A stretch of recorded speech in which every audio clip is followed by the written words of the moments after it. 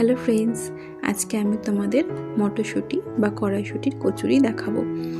সেই জন্য দেখো, কিছুটা মটরশুঁটি আমি সেদ্ধ করে নেব। মোটামুটি 10 মিনিট একদম লো ফ্লেমে ঢাকা দিয়ে সেদ্ধ করব।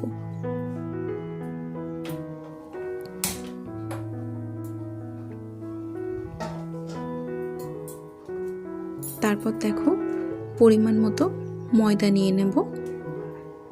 তার মধ্যে দিয়ে দেব হাফ টেবিল স্পুন মতো নুন আর হাফ টেবিল স্পুন মতো চিনি।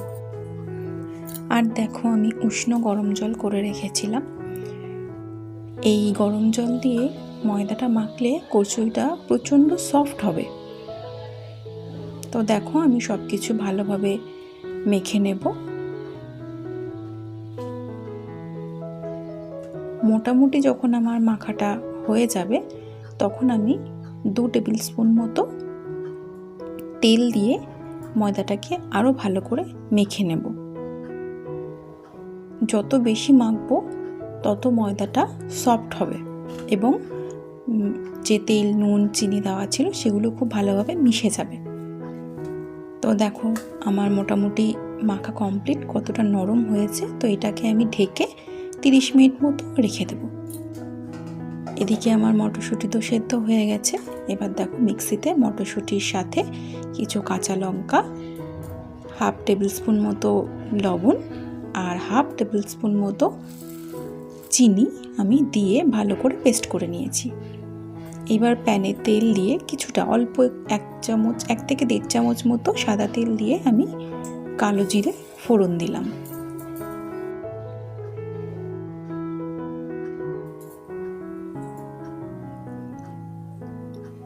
আর কিছুটা আদা দেখো কুচি করে রেখেছিলাম, সেটাও দিয়ে দিলাম।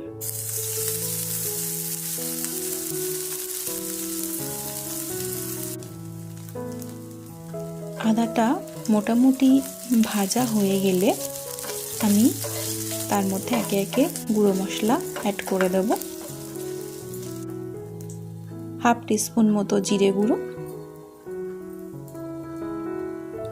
আর হাফ টিস্পুন মতো ধনে গুঁড়ো। এবার দেখো, মশলাগুলোকে ভালো করে মিশিয়ে নিয়ে আমি কিছুটা গরম জল এর মধ্যে অ্যাড করে দেব। তার কারণ হচ্ছে, দেখো, আদাটা কিছুটা তো জমাট বেঁধে গেছে। জল দেওয়াতে আদাটাও ছেড়ে যাবে আর মশলাটাও পুড়বে না। মোটামুটি যখন আমার মশলাটা ভাজা হয়ে যাবে, তখন যে পেস্টটা আমি করে রেখেছিলাম মটরশুঁটির, সেটা আমি দিয়ে দেব।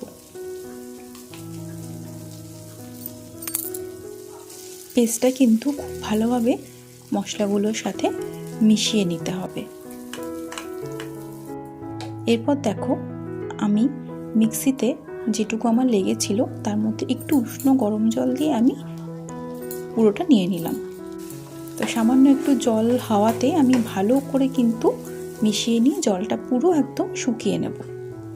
এরপর দেখো, হাফ টিস্পুন মতো আমি হলুদ গুঁড়ো দিয়ে দিলাম। সব কিছু ভালোভাবে মেশানো হয়ে গেলে একদম শুকনো করে দেখো, আমি পুরটা রেডি করে নিলাম।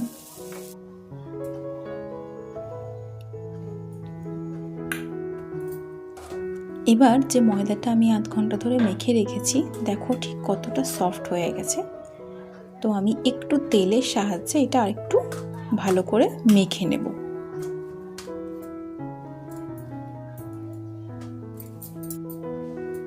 তারপর দেখো, ছোট ছোট করে আমি কেটে নিয়ে সবগুলো লেচি রেডি করে নিয়েছি। এইবার আসল কাজটা, যেটা হচ্ছে পুর ভরা। তো তার জন্য দেখো, আমি একটু বড় করে নিচ্ছি লেচিটাকে। এবার এর মধ্যে পরিমাণ মতো পুরটা দিয়ে আমি মুখটা বন্ধ করব। তো দেখো, এই প্রসেসটা, দুটো মুখ এক জায়গায় করে পুরোটা জুড়ে দিয়ে তারপর আবার কোনা দুটোকে এক জায়গায় করে হালকা হাতে প্রেস করে করে গোল করে নিতে হবে। খুব সাবধানে এটা করতে হবে, যেন কোনোভাবেই পুরটা বেরিয়ে না যায়। আমি তোমাদের দুটো করে দেখাবো।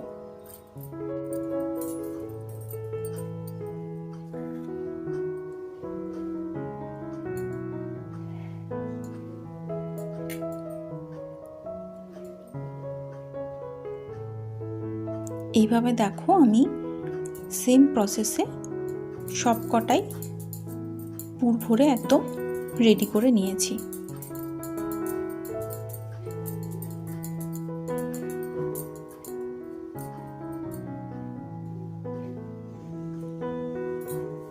এইবার চলে আসি বেলার পাটে, যেটা কিন্তু আরও সাবধানে করতে হবে। তো অনেকেই দেখো ময়দা দিয়েও বেলে, তো আমার তেল দিয়ে বেলতে, এটা আমার নিজস্ব মতামত, তেল দিয়ে বেলতে আমার সুবিধা হয়। খুব হালকাভাবে প্রেস করে করে এটাকে বেলতে হবে।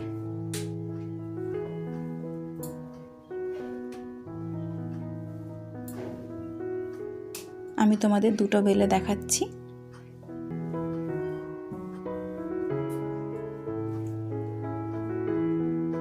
এইভাবে আমি সবগুলোই বেলে নেব আস্তে আস্তে।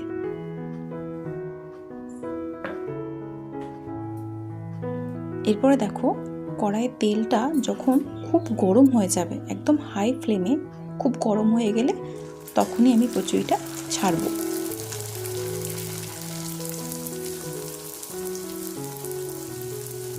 এটা খেতে তো দারুণ হয়েছিল। তোমরাও কিন্তু সবাই কমেন্টে জানিও তোমাদের কেমন লাগলো, আর ভালো লাগলে কিন্তু ট্রাই করতেই পারো।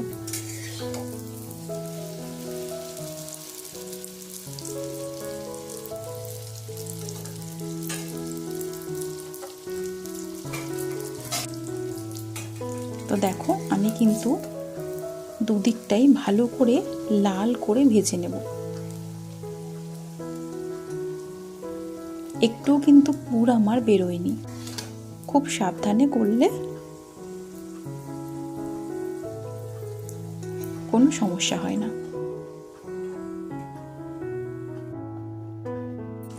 তো এইভাবে আমি লুচিগুলো দেখো সব ভেজে নেব, কচুরিগুলো।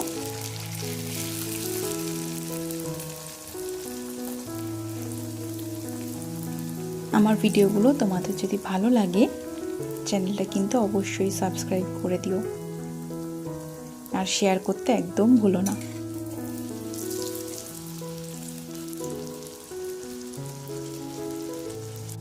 তো দেখো আমার কিন্তু মোটামুটি ভাজা কমপ্লিট।